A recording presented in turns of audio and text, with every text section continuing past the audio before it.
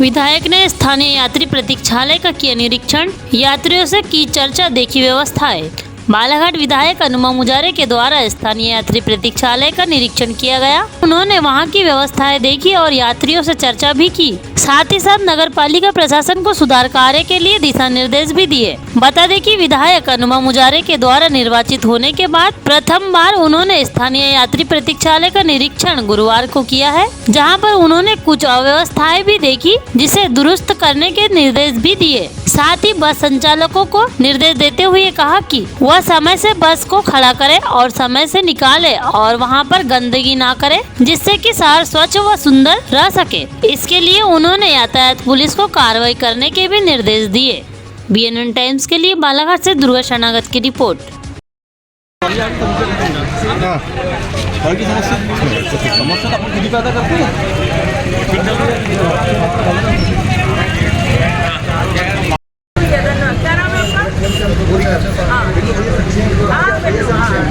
अच्छे से रहो।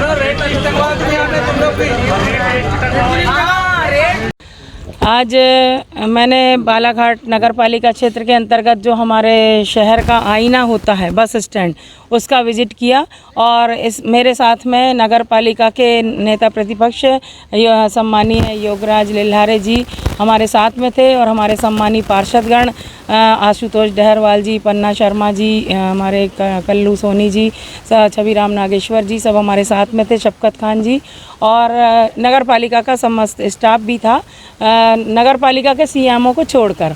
और हमने जो विज़िट किया उसमें हमने देखा कि बस स्टैंड में बहुत गंदगी व्याप्त है, साफ़ सफाई का भारी अभाव है और वहाँ जो सुलभ शौचालय बना हुआ है वहाँ गंदगी भी है और उसके साथ साथ अवैध वसूली भी की जाती है। जो गरीब लोग वहाँ पर फ्रेश होने आते हैं, स्नान करने आते हैं, उनसे 10 की जगह 20 रुपये लिए जाते हैं, लेकिन किसी तरह से कोई रोकथाम नहीं, कोई देखने वाला नहीं है, ये हालत है। और वहाँ पर बसों की भी जो एकदम बहुत ही गलत तरीके से बसें खड़ी होती हैं, अनियमित तरीके से बसें खड़ी होती, उसकी भी शिकायत मुझे मिली। बहुत सारे व्यापारी बंधुओं ने, वहाँ के स्थानीय हमारे यात्रीगणों ने भी बताया कि बसों का कोई टाइम नहीं है, किसी भी समय जो बस आती घंटों खड़ी रहती है, यात्रियों को भरने के बाद वो वहाँ से जाती।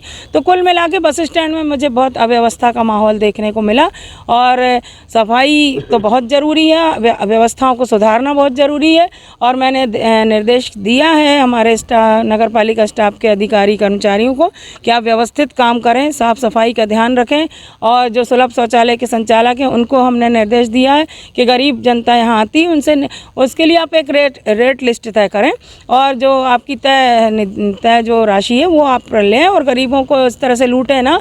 और एक गरीब आदमी ने वहीं के वहीं हमें आके बताया कि हमने 2 लोगों ने स्नान किया और हमें 30 रुपये हमसे लिए गए, इनलीगल तरीके से 10 रुपये ज़्यादा। तो मैंने तुरंत 10 रुपये उससे कहा कि दो गरीब आदमी के 10 रुपये में बहुत मायने रखते हैं।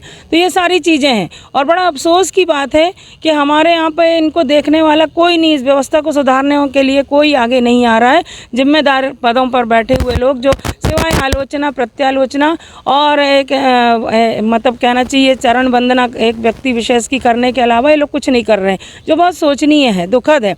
और मेरी जहाँ तक मंशा ये है कि मैं काम करना चाहती हूँ, हमारा शहर स्वच्छ सुंदर व्यवस्थित बने, हमारा क्षेत्र अच्छा बने, आम जनता की सुनवाई हो, गरीबों की सुनवाई हो, इस दिशा में हम काम करना चाहते हैं।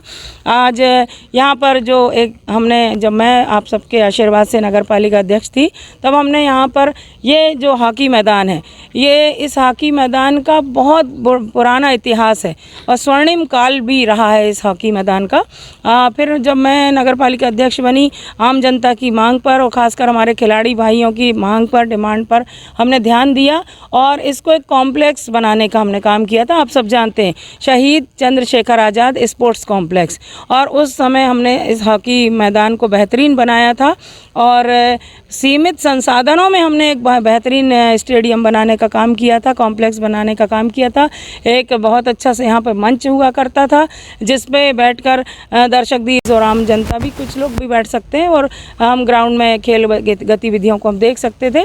लेकिन मुझे लगातार यहाँ उसके बाद फिर यहाँ जो हुआ वो सबके सामने है कि एस्ट्रोटर्फ हॉकी ग्राउंड बनाने का जो प्लान हुआ ये तो अच्छी बात है, चलिए मैं स्वागत करती हूँ। एसटी और टर्फ हॉकी ग्राउंड की मांग थी, होना चाहिए, लेकिन यहाँ जो अनियमितता देखने में आई, मैंने शुरू से कहा है और अब प्रत्यक्ष प्रमाण भी आपके सामने है कि ये जो मैदान बन रहा है एस्ट्रो टर्फ का, इसमें बहुत भारी अनियमितता नज़र आ रही है। समय की कोई पाबंदी नहीं, मनमाने तरीके से हमारा राज है, हम जैसा चाहेंगे वैसा करेंगे। और इस बिल्डिंग जो ये बन रही है, इसके ठेकेदार हैं भारतीय जनता पार्टी के अभी वर्तमान के जो जिला अध्यक्ष हैं श्रीमान सत्यनारायण अग्रवाल जी, जो अब भाजपा के एक जिम्मेदार पदाधिकारी हैं और आरोप प्रत्यारोप लगाने में सबसे आगे रहते हैं। लेकिन वो ये नहीं देख रहे कि उनके खुद के उन्होंने ठेका लेकर जिस तरह से वो खिलवाड़ कर रहे हैं खिलाड़ियों के भविष्य के साथ, करोड़ों रुपए मुझे जैसी कि जानकारी मिली कि ये जो पूरा प्रोजेक्ट है 7 करोड़ 26 लाख रुपए का है और इसकी जो टाइम लिमिट थी वो कब की ख़त्म हो चुकी है। बार बार 6-6 महीने का एक्सटेंशन ले रहे हैं। तो मैंने तो जीवन में पहली बार देखा कि 6-6 महीने का एक्सटेंशन लिया जाता है और दिया भी जाता है। तो अब मैं कह देना चाहती हूँ आपके माध्यम से कि अब ऐसा नहीं चलेगा, नियम से काम होगा, समय अवधि में आप काम करके दीजिए, नहीं तो आपके खिलाफ कार्रवाई की जाएगी और मैं तो इसमें चुप बैठूंगी नहीं।